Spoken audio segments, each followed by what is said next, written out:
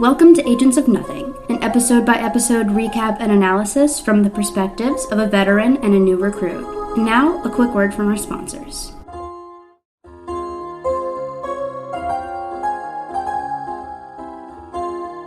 Good morning, Agents of Nothing, and welcome to our Agents of S.H.I.E.L.D. podcast. We are your commanding officers. I'm Mariah. And I'm Caroline. And today we're going to be talking about Season 1, Episode 7, The Hub. Woohoo! Yeah. So, how was your week this week, Mariah?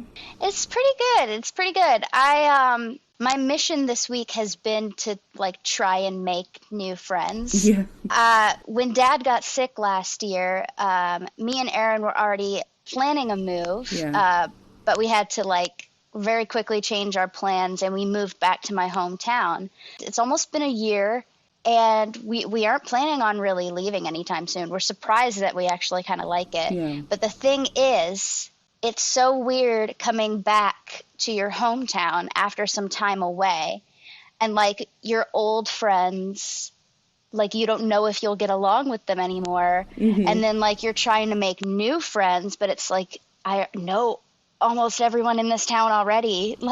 Yeah. And then also I'm just bad at, coming up with things to do. That's another thing. I'm a newcomer to my own hometown. I don't know any of the cool places to go nowadays. Right. It's hard to make friends as an adult. I'm having that issue here in Austin as well, because I moved to Austin in the middle of the pandemic, August of 2020. Yeah. And so obviously I couldn't really meet anybody at first. Yeah. So I've been just kind of slowly trying to make friends as I go in safe ways and everything. But it has been a very slow process, and it is very hard to meet people as an adult. Yeah.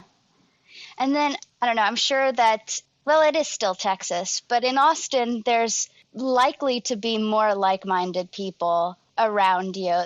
Yeah. What have you been up to this week, Caroline? I'm supposed to ask her now. Well, my week was fine. Just work, really.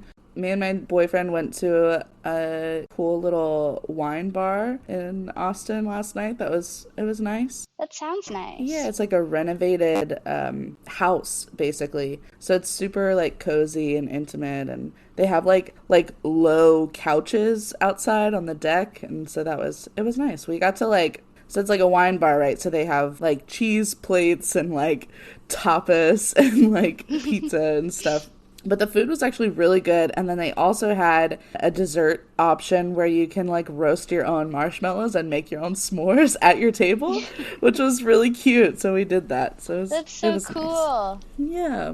Oh, I love that. Thibodeau is trying to, I'm blaming it on Gilmore Girls. I don't know if it's what this is for a fact, but I feel like Gilmore Girls had a renaissance, and now every small town wants to be Stars Hollow. And so Thibodeau is just trying to come up with things. There's something happening downtown every weekend. There's a makers market today or something like that. Louisiana, and especially South Louisiana, is already a party state. And so it's just there's a party every week.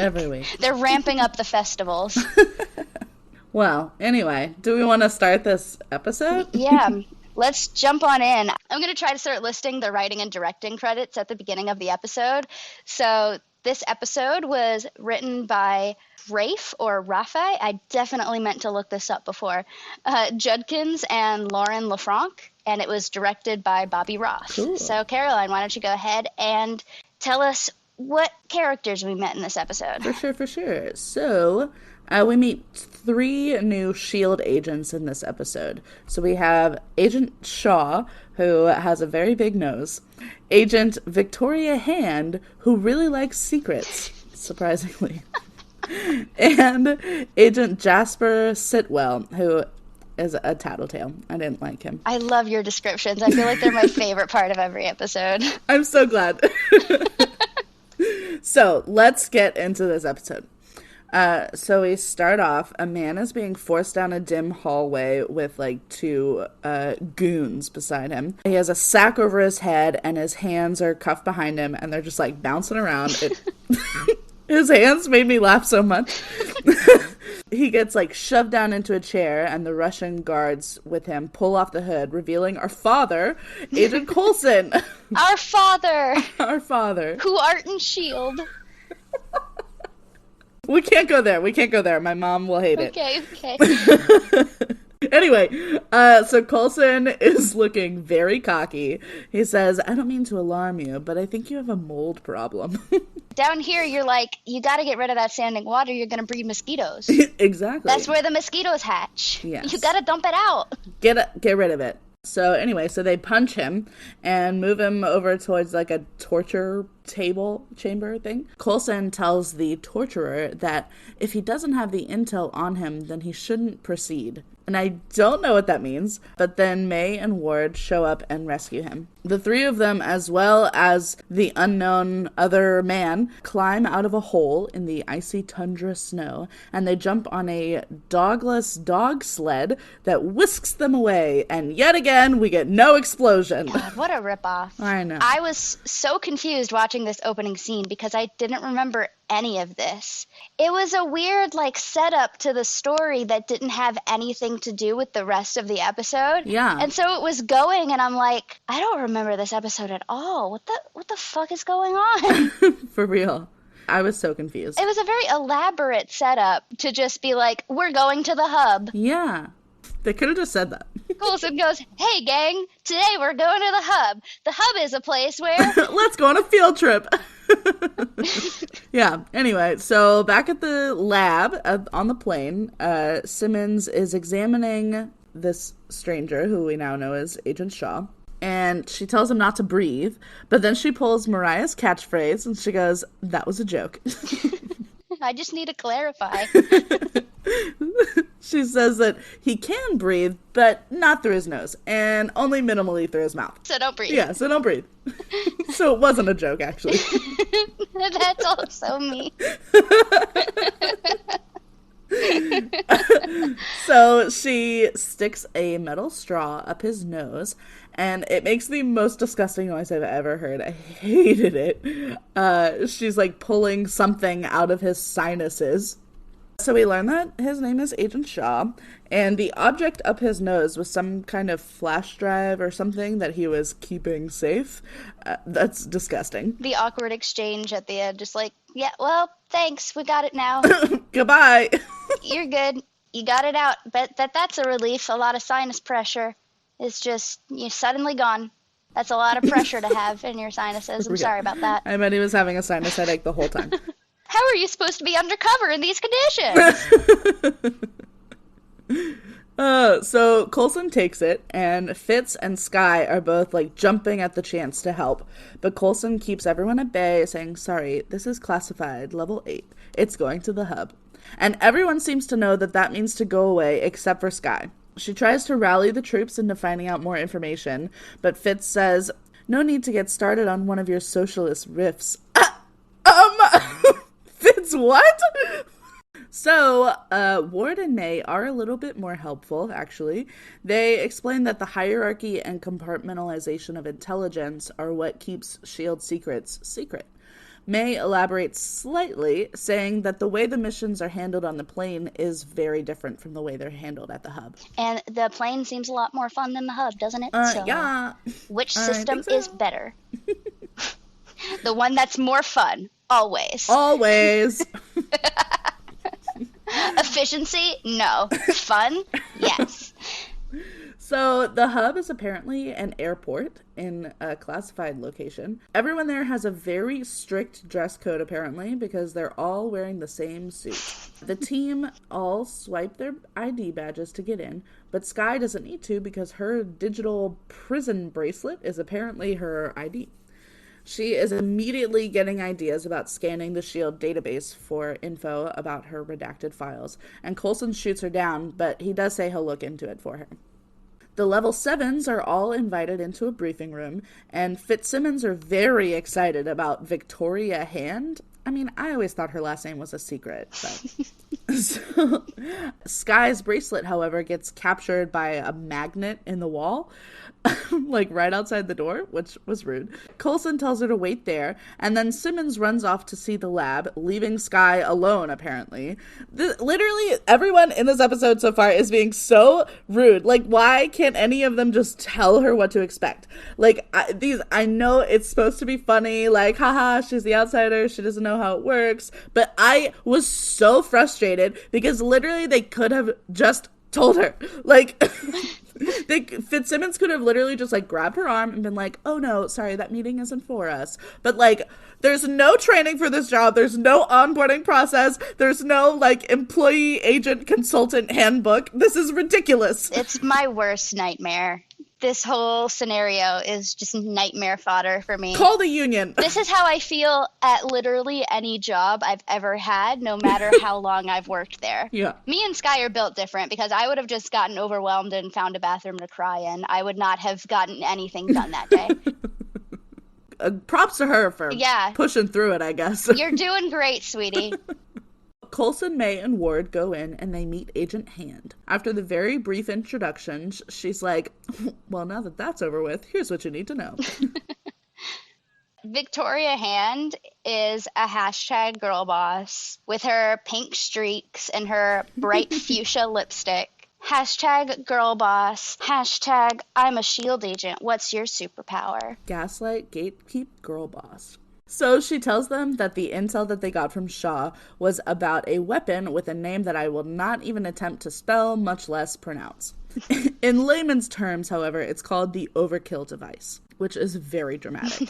A group from South Ossetia wants to use it to separate themselves from Russia and Georgia in the next 24 hours. The device apparently sends out a vibration that can trigger any weapon within a vast distance, which means that they could use S.H.I.E.L.D.'s own weapons against them if they were to try to go in there. So S.H.I.E.L.D. wants to send a 2-person team to sneak across the border and disarm the group. May and Ward are very much up to the task until Agent Hand says that one of them has to be able to identify and dismantle the weapon on site, which means Fitz, our resident rocket scientist. Oh my gosh. Fitz comes back to the team and has hilarious trouble getting a cart through an automatic door. So Ward is automatically underestimating Fitz. Again, how many times do these people have to prove themselves to Ward for him to respect them? And Coulson is just smiling at Fitz like a father who's very proud of his son for even swinging the bat, even though he keeps striking out. Fitz, you sweet, smart little idiot. I love him. Sweet baby Fitz, the sweetest person in the world. Just the most adorable person to ever exist. Absolutely. Also, I mean, Fitz did fail his field assessment, so I do get where Ward is coming from. I guess. Sending him out on a field mission, not a good idea. It could be really dangerous for everyone involved. He's a sweet little baby and he must be protected. However, I do feel like he's proved himself since he's been on this team, though. Yes, I suppose. But he is my baby child, and I love him. He does need to be protected. And if anything ever happens to him, I will scream. Yes. I'll break my TV. I thought you were going to say I'll break my teeth. I'm like, what does that have to do with anything? That's really intense. Just crack him. I'll just crack him right off, man. Anyway, so Simmons is sitting with Fitz while he packs, and she is stressing him out. He tries to calm her fears, but he's worried about leaving her alone too. He tells her, don't do anything rash while I'm gone, like jumping out of an airplane. And good lord, she touched his hand. Whew, this is like a Jane Austen level romance. Like, I love it. The pining, the slow burn, friends to lover. Oh my god. It's like a period drama. It is. And Simmons even gives Fitz a gift, his favorite sandwich, prosciutto and buffalo mozzarella with her homemade pesto aioli. Adding that to the trivia file, even though it sounds disgusting to me. Gemma being worried sick is the most adorable thing. These two are so in love and so in denial. Yes. Lauren Lefranc, I'm sorry, Lauren, who wrote the episode, she felt that Fitz and Simmons needed to have some kind of deep specific connection to show their history and like move the plot along and kind of like show that background that they have without explaining like, we've known each other for a very long time. And so that resulted in the specific sandwich Simmons makes for Fitz. Aww. It's like how 1 year for my birthday, Erin got me a bag of microwavable buffalo veggie nuggets, a tub of sour cream, and a gallon of Arizona green tea for my birthday. Did I say it was for my birthday? Yeah, you did. I have a very short memory span. That was the best birthday ever. Yeah, because it showed that he knows you. It's so specific. And the working title of this episode was actually The Sandwich Incident. Oh my god. I love that. I wish they would have kept that. I know. So Skye brings Fitz what Simmons calls a full-sized mag pouch, and what the fuck does that mean? And why is Skye holding it away from her like a bag of shit? And why? Why? I assumed it was some sort of gun thing, like ammo maybe? They were so weird about it. I was very confused too. Like, why did Fitch snatch it away from her? Like, he was ashamed of it? And why is Simmons shaming him for it? Anyway. He says that Ward needs it, I guess.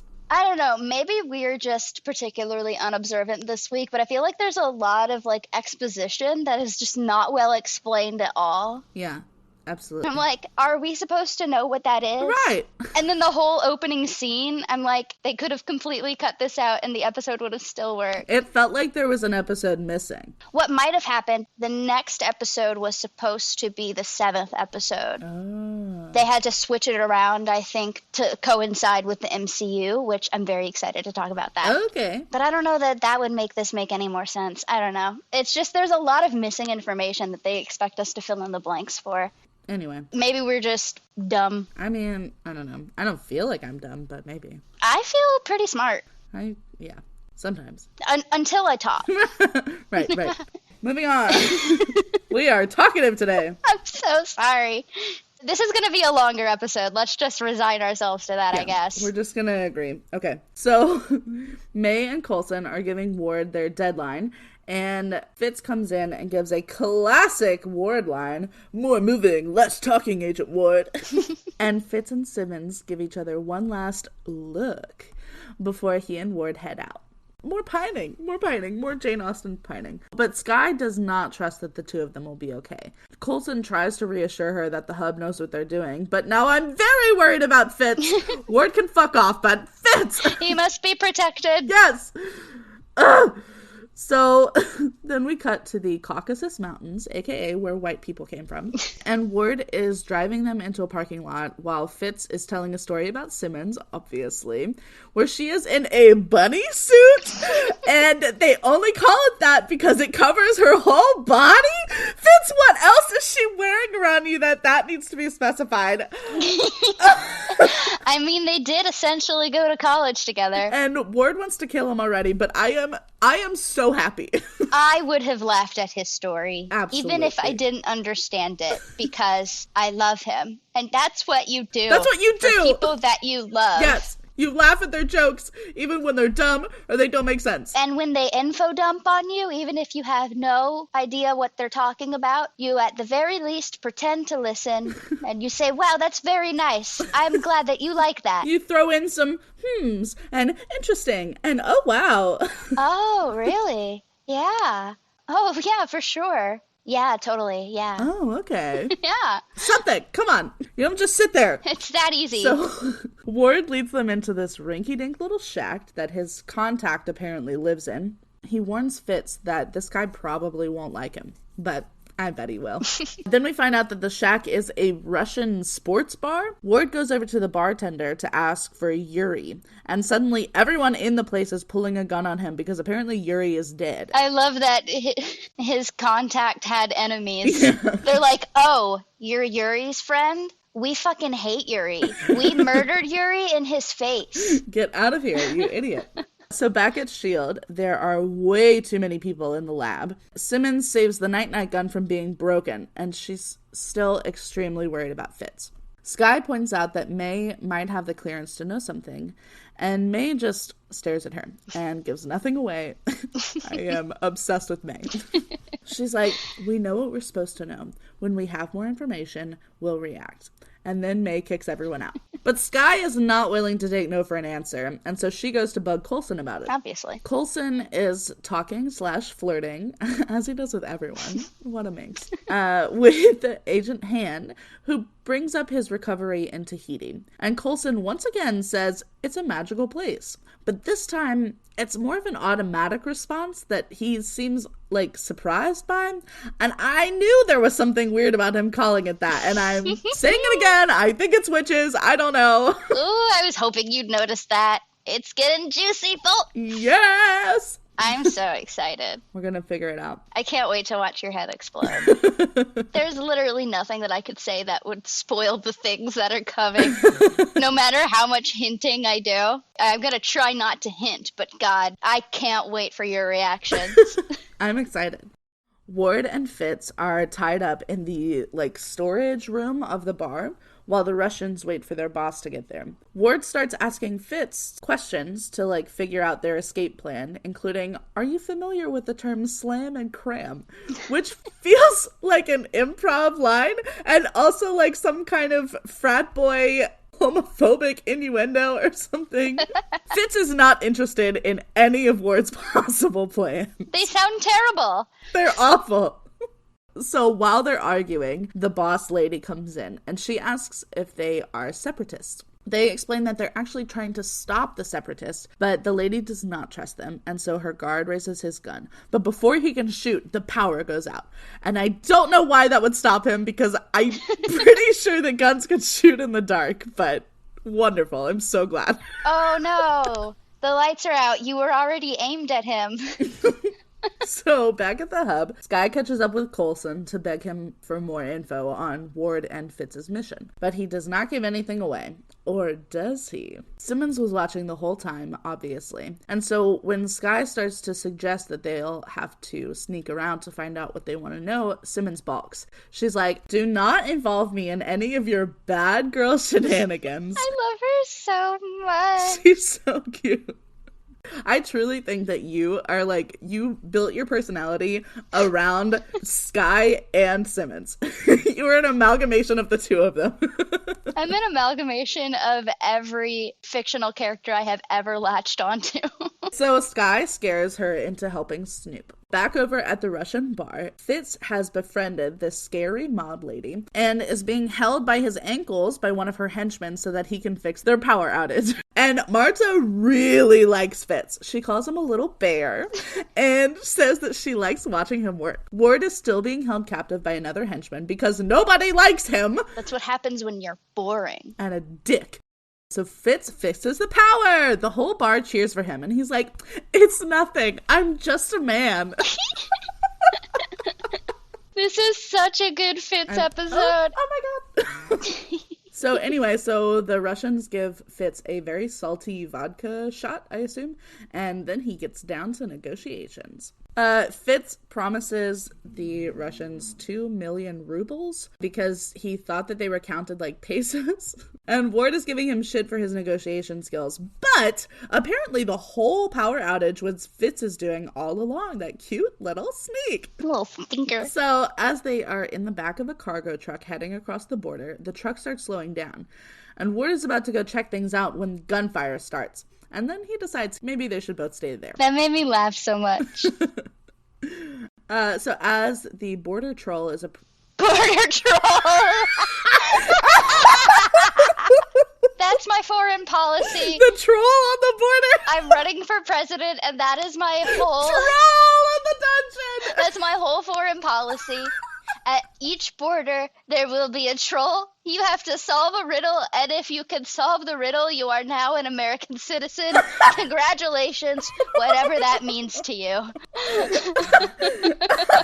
Anyway, so as the border patrol is approaching the truck, Ward fends them off just in time for more border patrol to show up. And he starts to tell Fitz to get out of there, but Fitz is already moving! Hurry up!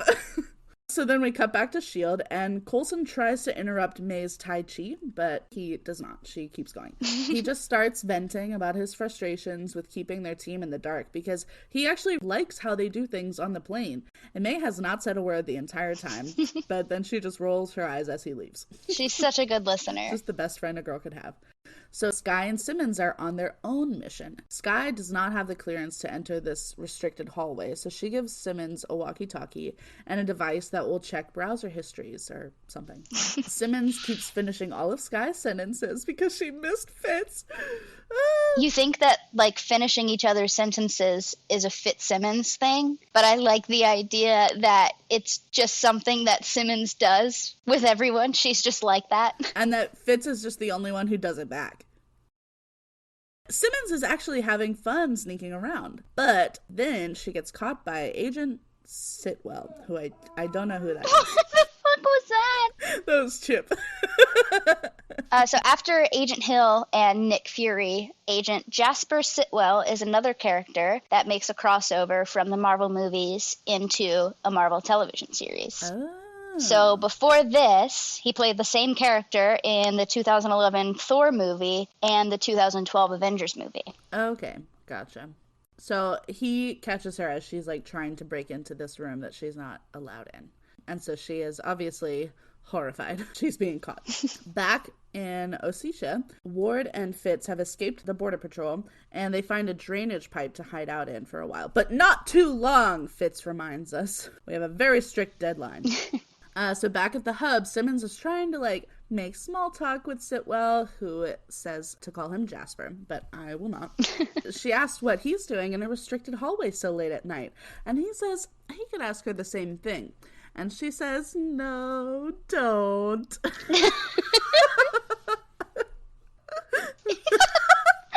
So for some reason, that doesn't work. What? So she resorts to flirting? Kind of? Both Fitz and Simmons are terrible at flirting. I'm obsessed. They're made for each other. They're terrible at flirting with anyone but each other. Yes. Both the writer and director of this episode have sketch comedy backgrounds, which explains why this episode is so fucking funny. It is. And they said that they really enjoyed creating the running gag of Simmons being unable to tell a lie. It was really well done. She's like, I don't know what you could possibly be insinuating. I have always been in this hallway, actually. I live here. Actually, I think that you're not allowed to be in here. Did you ever think about that, Jasper? Something you should consider. So Skye is trying to coach Simmons through this, but Simmons says out loud, he's on to me. I love her so much. He obviously hears her and starts calling for backup, so she shoots him with the night-night gun. She's like, I've definitely shot Agent Sitwell. Good, good, good. Was that all right? No, that was terrible. It was not good. So Skye tells Simmons that they need to go get May because this was a disaster, and they only have a limited window of time to get the intel that they want. So, back in the drainage pipe, Ward and Fitz are wondering why S.H.I.E.L.D. only sent in the two of them. Fitz pulls out his sandwich from Simmons, and Ward is clearly judging him. But Fitz offers him half anyway because he's a very nice person. And Ward throws it in the ditch! That bitch! That's his favorite sandwich. I'm like, yeah, okay, there are dogs searching for them, and a prosciutto sandwich would not help, but throwing it 5 feet away from them is not going to help either. They could just eat it, and then the scent would be gone, and then they're in the clear. You're just spreading the scent at this point. Yeah. Fucking asshole. Fitz calls Ward out for being Mr. Save the Day and is clearly still upset that Ward took the parachute away when Fitz was trying to save Simmons. And now Ward has destroyed the world's most dangerous sandwich. Listen, not to be a Ward apologist, but the way his face visibly softens when he puts 2 and 2 together and realizes Fitz is obviously in love with Simmons, it got to me. Yeah, that was good. I think this is the point in the season where I start to warm up to Ward, and I apologize. I don't forgive you. So Ward tells him, before we left, Coulson told me to take care of you, so that's what I'm doing. And like, okay, But were you not going to do that before Coulson told you? Like, what the fuck? But he's not completely heartless. He does give Fitz an odorless candy bar that looks less appetizing than the soggy sewer sandwich. So now Skye has broken into the restricted corridor and is hacking the mainframe, or whatever, looking for info on Warden Fitz's mission. But she comes across a file of redacted documents, and even though she only has a little over a minute left to hack, she searches her birthday, April 26th, 1986. Oh my god, happy late birthday. That was just a couple days ago from recording this. She can't access the pre-dacted files, and she's running out of time, so she decides to go ahead and search for our boys, and she finds that S.H.I.E.L.D. does not have an extraction plan for them. What the fuck? Skye chooses saving her friends instead of finding the one thing that she joined S.H.I.E.L.D. in order to find. Incredible. That is a big character moment, and I just wanted to point that out. It deserves to be commended. But Coulson finds her and closes the laptop before she can get any further. She tells him that the system he told her to trust just sent Ward and Fitz to their death. Yeah.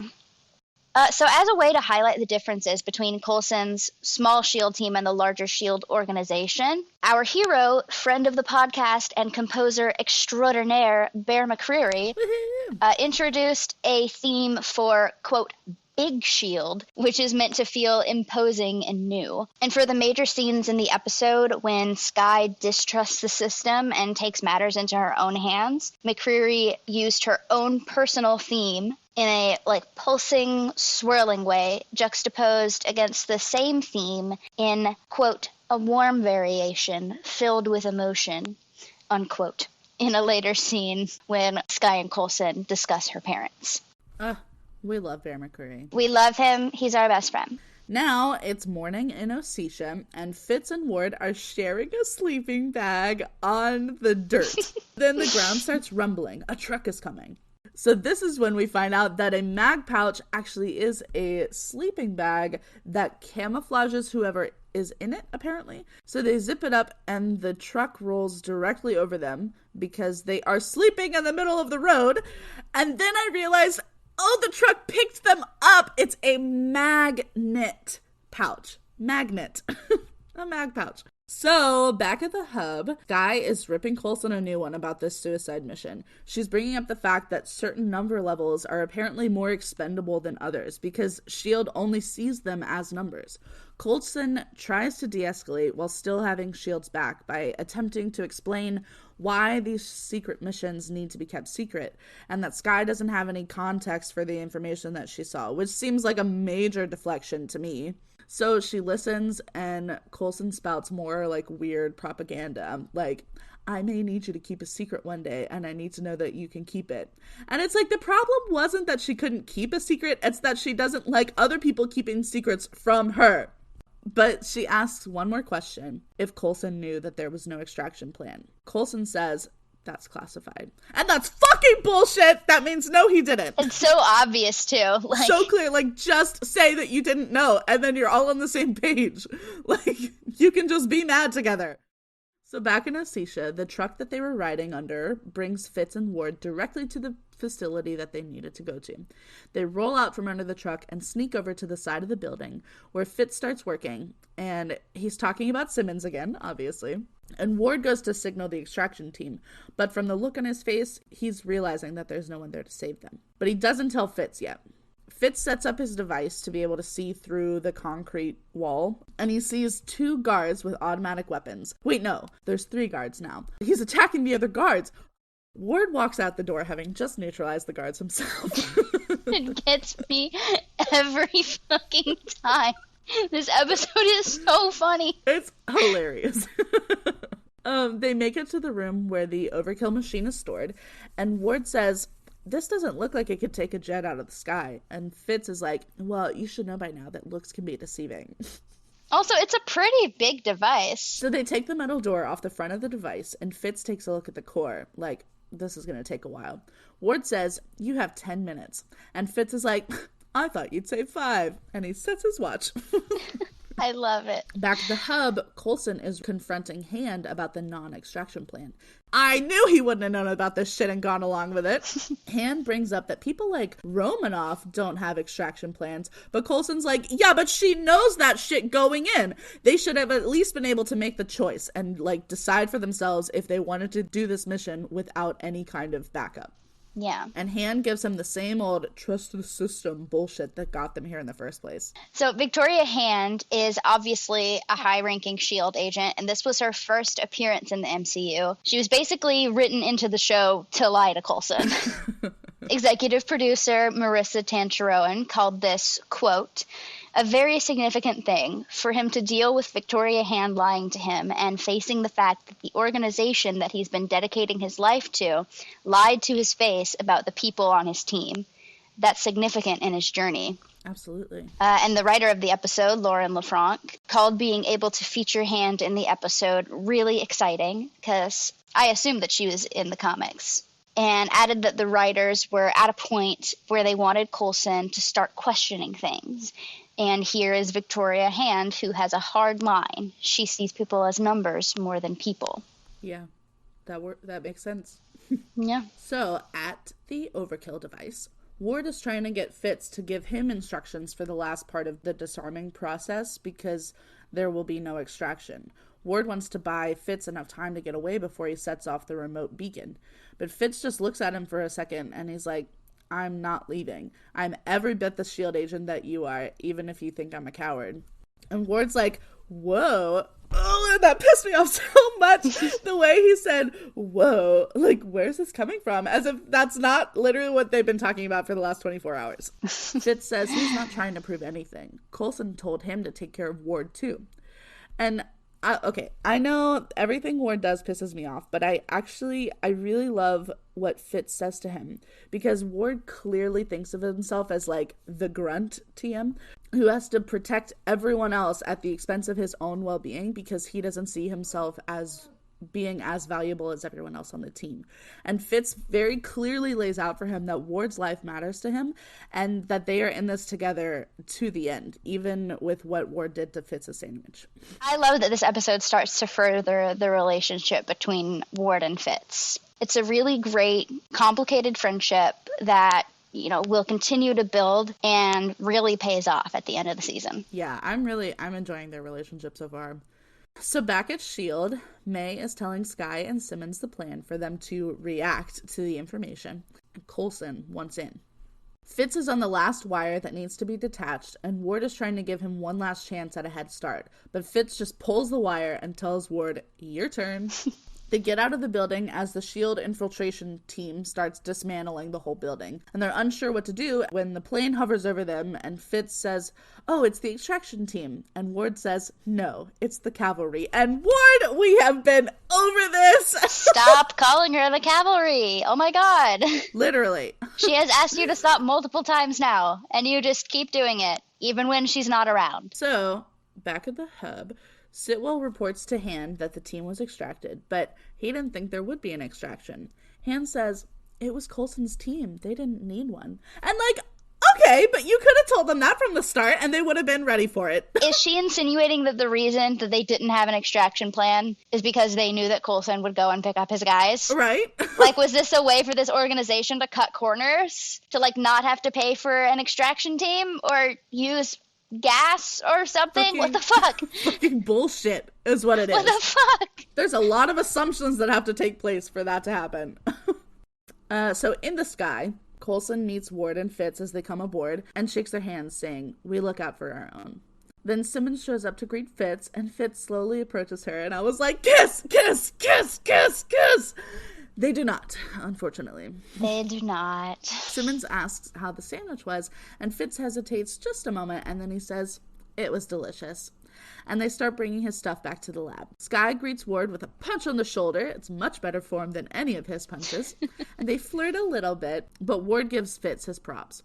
And Fitz, however, tells Simmons all about how he saved Ward from a group of Russian mobsters and had his back the whole time. But anyway, did anything exciting happen at the hub?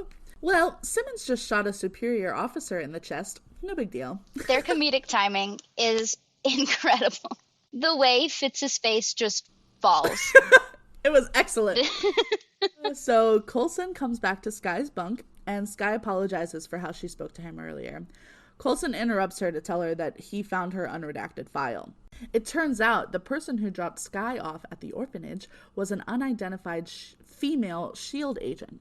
They don't know if it was her mother or just someone who found her on a doorstep, but Coulson put in a request for more information. Skye gives him a hug, and finally someone is hugging someone on this show. I know that, like, not everyone likes hugs, but the way that I grew up, this is, like, a very normal way of showing affection to the people that you care about, even if it's not your direct, like, family or your friends. Like, when someone's going through something or you want to thank someone for something, it always frustrates me when people on TV never hug each other. And so I was so glad that she hugged him. So Coulson then goes to join May, and she asks what he told Skye. And he does know more. He says some secrets are meant to stay secret. And then he asks May to help him find out what really happened. And then the camera pans over the photos in Skye's file, showing a dead woman face down in a pool of blood. What the fuck? It's getting juicy.